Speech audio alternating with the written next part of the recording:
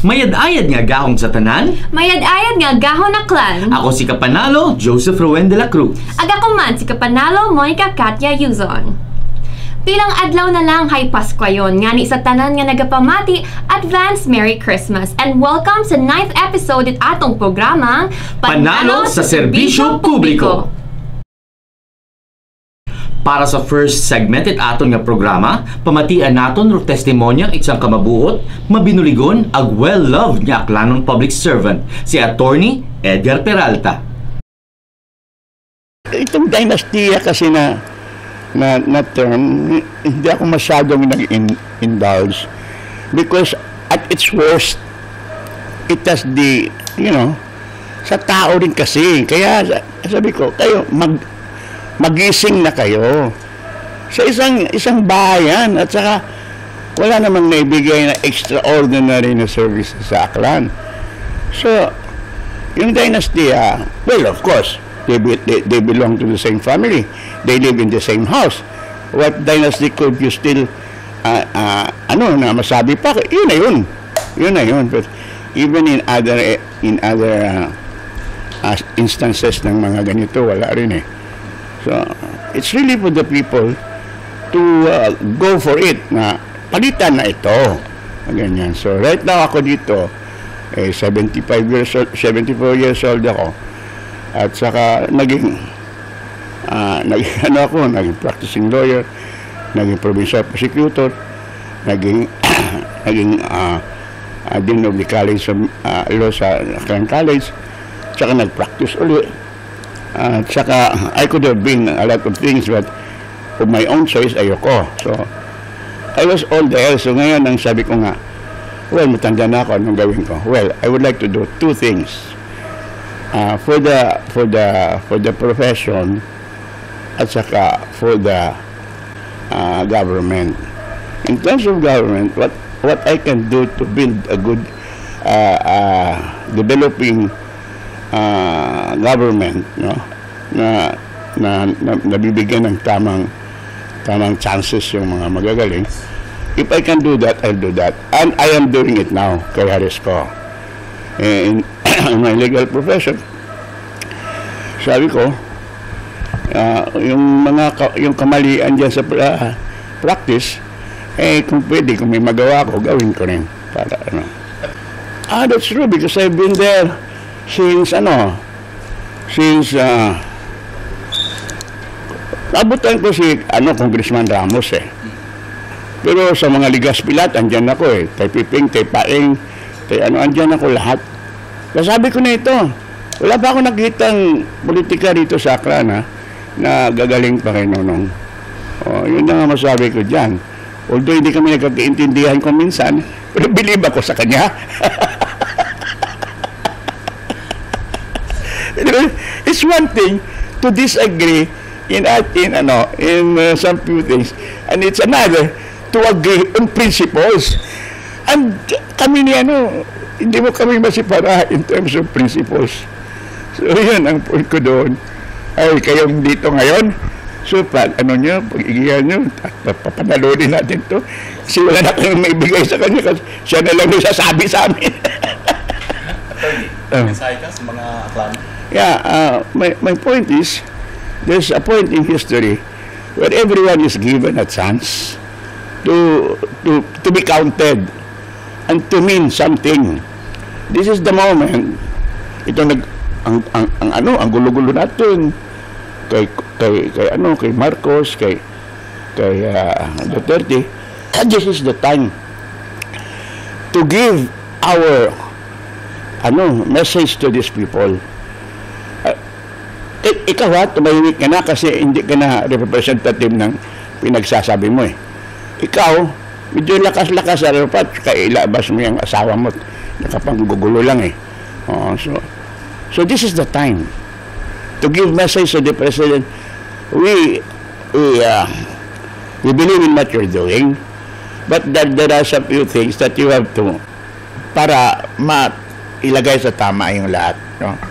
Tsaka minsan, huwag siyang masyadong malumanay ba? Because, despite being a Marcos, si Bongbong is very guy na ano ba?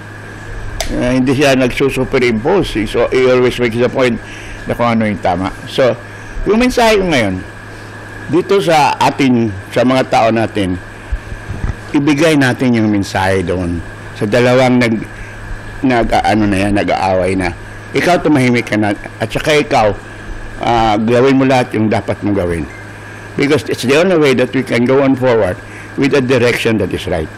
And I'm sure that when that happens, my good friend, Congressman Haresco, will be side by side with that person who will lead us to a better tomorrow. You know. Thank you. Raya ang mga testimonya ay siguradong real, raw, and unscripted. Halin sa tagipusoon, halin sa kabubuton. Ginapakita ang inline revision ignition ni Congressman Ted Haresco para sa kamagayran ag pag-uswag itanan. Para sa aklan. Sa parte nga ra, pamatian naton ro testimonies at mga taong nabuligan ang mga projects nga natupad, maghalin sa infrastruktura, medical assistance, hasta sa scholarships para sa aton nga pamatanon. Barangay Captain o Barangay Rizal, Miss Honorable Johnny Magloyan. At sa that time pa ni Barangay Captain Makirang ay ro aton niya farm to market road from Sitio Intigban to Sitio Soong worth of 14 million. Half court it aton niya multipurpose covered court nga 2 million for the year 2019. Ay siyempre nakabulig tungod niya ning sa malisod niya mga agagyan noon nagidro aton niya si Tiyotsoong. Sa akong pagpungko pait November 26, 2023 ay nakabilgid man ro aton yung mga pumuyo it dayang akap ayuda graton niya rang atupad. May scholarship diyon ro mga bulig ni kung nabil itaton yung mga punguyo. Sa pagtanaw ni mo kap alin niya klase si Congressman Haresco nga tao o politiko? Ay direktor o bulig sa tao haambit it mga punguyo nga ro mga ayuda ang alin sa ibabaw ay taon na nagid sa aton yung mga punguyo. Kung dumogo man kap si Congressman Haresco, ano mo karangan na-expectar ka na o gusto nimo nga ubrahon pagidana para sa imong barangay o para sa bilugon nga ibahay? Ay kung sa side na kon sa akong barangay, siyempre natural nga padayunon taro mga proyekto sa kabarangayan mapadayon man ni Kungro ang mga tinutuyo para sa mga pumuguyong ibayanon. Okay. Last lang kap, imong mensahe para kay Kong o imong mensahe pagsuporta para kay Kong Haresco nga halin siyempre sa imong buhat. Umpisa nga napungko ako ay may gintaoy mo kamon nga gin-continue nga covered court ag makaron ay nakumpleto niya ni no worth of 2 million. Ag mayanang gintaw pakamon nga revetment wall makaroon ay malapit lang matapos ongoing project nga amount 100 million nasa Purok Tris sa ako niya barangay. Daya ay mabaho nga bulig sa pumuguyo tungod niya ni nga nakapahagan-hagan sa nag-abot ng mga kalamidad lalo na ro aton nga baha nga gagi sa aton nga barangay. Kabahura mo pagpasalamat lalo na gid ra mong barangay official nga rabulig ni Kong Ted ay iyagid kamon nagsentro ag kabay nga mapadayon na sa harang madsunod niya mga dinagon. Kabay nga magdaog paginimaw agud sa bilog ron nga tayo yun man nga makabulig iya kamon. Diyon ba lang siguro ra akong hambag salamat gid niya po. Salamat gid kong Ted sa imong bulig iya sa among barangay. Ako si Errol Ibawonsan, barangay kapitan barangay Naisod, Ibaya, Aklan. Suno sa programa ni Kong Ted ay iya sa amon medyo kompleto malimaw ng infrastruktura ng medical assistance sa program sa kalusugan, sa infrastruktura, pangkabuhayan, edukasyon. So medyo kompleto ron ng tao iya sa akon nga barangay. Bali sa pagpungko na ako nabi ay ro infrastruktura nga na kuan iya kakon ay 1 year pa man kami. So ro una karon ay ro rehabilitation yang amon nga covered court. Dahil dati abiron dumanaw to kagawad ako ay nag-agto yaro secretary DAR agro amon niya covered court ay medyo samad nakitaan siguro nana. So dato raan nang aging kuan iya nga sa rehabilitation. Din ro karsada nga pa baybay ay medyo ra ako nagpagituon karon ay sa dati pat ang kapitan, no? So na-implement sang imaw sa time nakon. So haron ra akong nakuan sa pagpungko nakon iya sa bilang barangay kapitan. Ro infrastructure pa iya sa akon nga pagkasayod sa dati abi kagawad man ako ay ro mga infrastructure nga ana iyang tinaw kamon mga ni ro I think 50 million hingan tulay ng Pangulo yan paagto sa may por 4. Then ro karsada worth I think 8 million sa Sitio Parao Agasili. Bali Sitio Parao Agasili Bugtong Batu Road haron agro amon niya rang barangay hall ay rehabilitation man bukon rait ng 2 story gin pa 2 story na. So doyon agro amon nga stage no gin rehab man ay haron ay counted ron nga project iya sa time nga kagawad ako haron ra akon nga na sayran. Ano man ron mga epekto it mga programa nga nagana sa pumuguyo man kung paalin man nakabulig raya? Oo. Ay nakabulig gid aron dahil rasit amon nga covered court ay problema na mo to ay siyempre pirming basa ay ro arabing barangay Naisod ay medyo sa yakara ko ni clusterize ni mo ro mga barangay medyo sentro ro amon. So masako gid ara amon nga ron nga covered court ilaro payout mga ng nga program nga tanan nga barangay sa palibot ay inakaron ginaheld. Sa personal nimo nga opinion kap sa pananaw nimo nga klase at tawo o politiko si Congressman Haresco? Okay mao dahil nag-agto ako ito kana dati ay matay mao accommodating mata tapos aron ga matay mao kun ro gusto na kon sa barangay nga programa ron nga sunod sa nga programa kung ano ra akong kugang ro yon.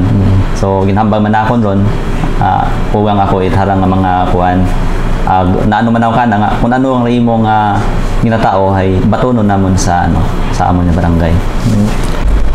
Sigurado taron kon halimbawa nga magdaog imaw ay na-expect na akon nga padayonon tanana dahil kumbaga naumpisahan yon o wala na matang programa ay dire-diretso mata part of trabaho siguro ron plus kamon man nga mapadayon o progreso aton nga barangay o aton nga banwa o mga kabanwahanan naton probinsya. Siguro in behalf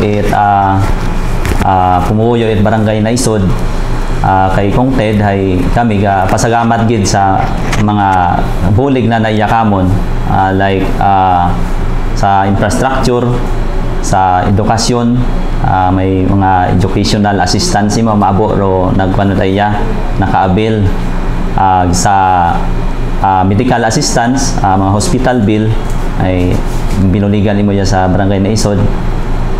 Sa pangkabuhayan like SLP, may anak karon niya. So gapasalamat gid kami iya sa barangay na isod sa imo nga mabaho nga bulig iya sa amo nga pumuyo. Ako gali si Juma Taiko Omen, taga barangay Minaa. Nagapangayo ako pasalamat kay Congressman Ted Harisco dahil sa nang pagbulig kakon nga na hospital ako sa Asia Pacific, mahigit kumulang isang buwan. Lahat ng problema man ako ng akong mga bayaran sa ospital, sakto man nga una si kung Ted na nagbulig it mabahog. Naano ako sir na nagdaganan ako it ng landslide sa karsada namon dahil sa pagbagyo nga to September 16, mga bandang alas 4 tapon. Nagdagyaw kami tapos gulpi lang naglandslide, nadaganan ako kaya natabunan. Bali ang daywa ka lima para naka stainless pa to na dislocate, di pa nga maano, di pa matadlong. Tapos yung ribs ko iya bali 11 ribs na fractured, sambilog lang raw nakasurvive. Kaya haragid raw ako ng parang nag 50-50 ako ito sa hospital. Kaya abo man among nagastos ito man. Ag sa pasalamat kami dahil na si kung Ted Harisco imo nagbulig kamon sa among problema sa ospital. Ginturo kami sir ito ni ante ag ni Kagawad Ralby Tenorio na magpalapit ito sa may dumatad, tapos ginsampit ko man ang mangod ito nga nakapangasawa na sa wili man tangalan paiba ito. Pag abot naman sa may dumatad, inkutanan naman do gwardya si Kyo kon si Indo opisina ni Kong. Ginturo man ang dawat ako nito sa dumatad ito to sa may covered court. Ito kami nagpalapit nagagto. Jo nakubaan nun kami nga na kasi taga-antike ta kami. Ay baka sakali malang kami sir. Kung tawaan kami. Ay nagsaka kami ito si Babaw. Tapos nagpalapit ang andang sekretary nanda. Tapos gintawan kami number. Ato maghugat-hugat lang kuno kami. Para ka kon si Congressman Ted Harisco mabuot mabinuligon basta una kanatanan sir maagam ang maabo gitaro anang binuligan mga about sa mga party para kakon para sa kakon harang natabo. Wa ko expect nga mabuligan ako pero hara salamat ako una imo para kakon sir wa gon it pagbag-o man dahil una gon man tanan kay Congressman Ted Harisco dahil nga mayad man imo nga tawo, mayad imong dumaga it atong banwang ibahay.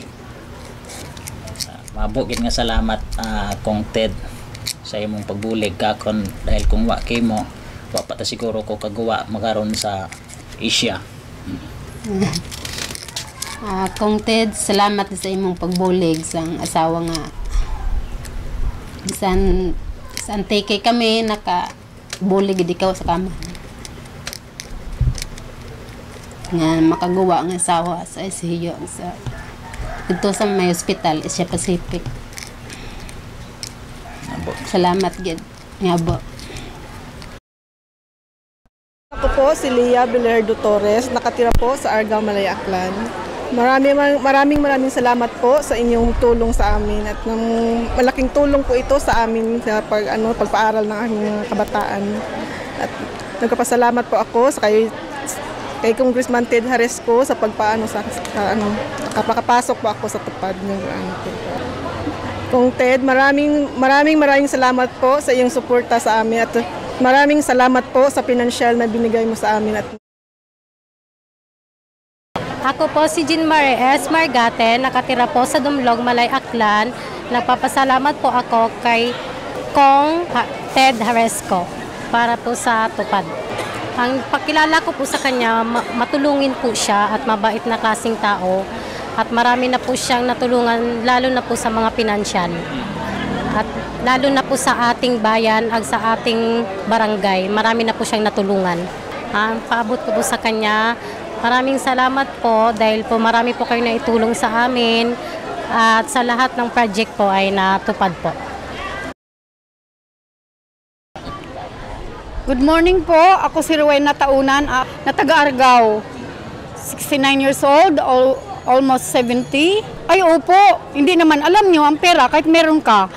Kung puro labas, walang pumapasok, mauubos rin. Kaya dapat may trabaho tayo habang naghihintay tayo sa kasunod. Sabi, make both ends meet. Para hindi tayo makaranas ng gutom, ng hirap, ganyan. Wow, malaking talaga, abo nga bulig. Dahil hindi lahat ng mga mukhang mayaman ay mayaman. Hindi yun ang mentality natin, ganun eh. Mas maganda yung, kahit meron ka, dagdagan mo pa. Lalo na kung wala ka talaga. Okay, maraming salamat po.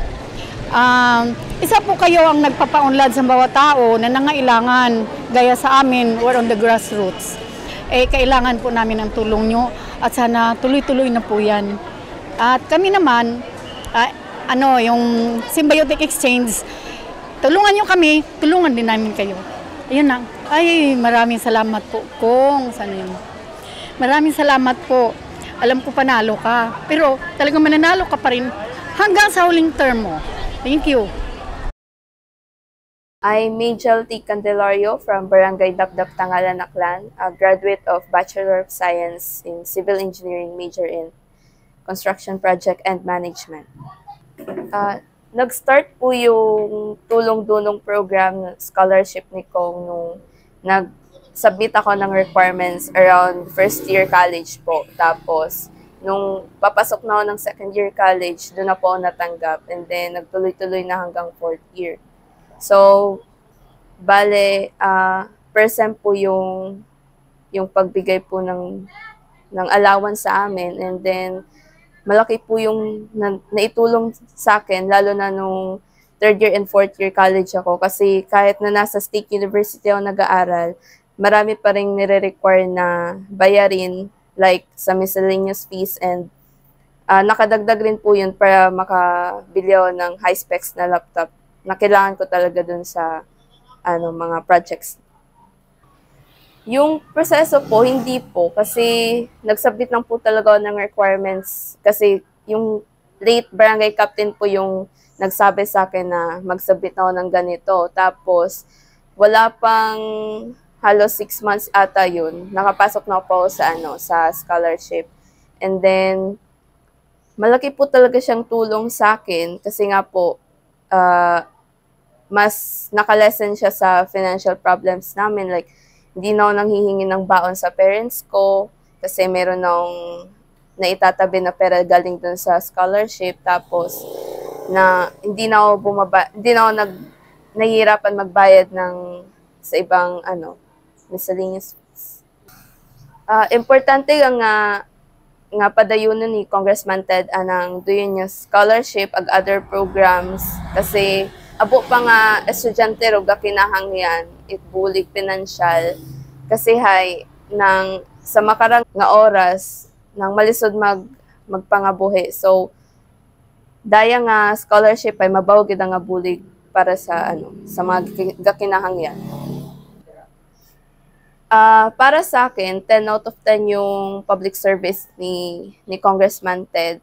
Kasi isa ako sa nagpapatunay na saan ang matuod-tuod nga serbisyo para sa Aklan. Tapos, ang dami ng proof na like sa infrastructure and other educational programs. Tapos, iba pa na kanyang programa ay ng abot agad mo nga na obra.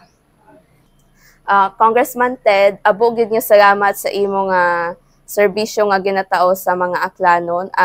Ako mismo hay nagapasalamat kasi isa sa imong programa hay nakabulig ka kon agud maka-solve ag maka-graduate gid ako sa akong pag-eskwela sa college. So, abo gid nga salamat ag punta ay magpadayon pa imong matuod nga serbisyo matuod ag sincero nga serbisyo sa mga aklanon. Si Congressman Ted Haresco nag-attend sa get-together at Nationalista Party kaibahan ro mga bantog ng mga leader nga sanday former Senator Manny Villar, Senator Cynthia Villar, Senator Mark Villar, Congressman Camille Villar, Senator Alan Peter Cayetano, Senator Pia Cayetano, ag iba pa nga mga mambabatas. Raya nga mga tikang ay mas nagapabaskog ag reinforce sa mga efforts ni Congressman Ted Haresco para sa tanan, para sa Aklan.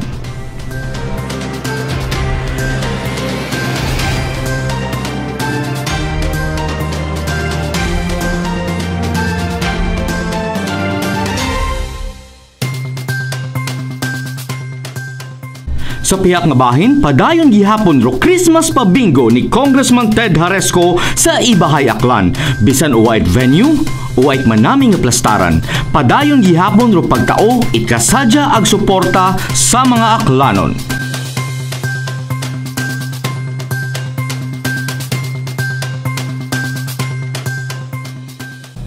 Nabatian naton halin sa barangay captains through mga naobrahan ni Congressman Ted sa anda nga barangays. Dayhay notable projects nga dapat mapahisayod sa mga pamuluyo because one way or another nakabulig kid.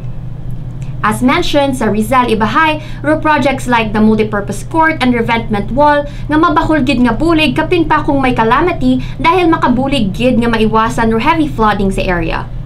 Sa naisod Ibahay man, suno kay barangay captain, kompleto gidro bulig ni Congressman Ted, may it be through medical assistance, infrastructure, pangkabuhayan, and education. Kalusugan, infrastruktura, trabaho ag edukasyon, building blocks it mauswagon nga komunidad. Kung si Tanan Raya hayagampanan at padayon pang obrahon ni Congressman Ted Haresco. Matuod gid nga rubulig ni Congressman Ted knows no limits. Taga-East ka man o taga-West, taga-Aklan ka man o kalapit nga probinsya, buligan ni Congressman Ted hanggat kaya nana. Public service at its finest. Puro nga suporta ag pagpanerbisyo para sa tanan. Hapatunayan yun, hapamatud-an yun. Siyempre para sa tanan, para sa Aklan. Abo pa ang mabuligan ag abo pang istorya ro atong mapamatian paagi sa programa nga ra. Kaya salamat sa pagpamati and see you on the next episode. Ako si Kapanalo Monica Katya Yuzon. Ag ako si Kapanalo Joseph Rowen de la Cruz. Sama-sama tayo panalo kay Congressman Ted Haresco.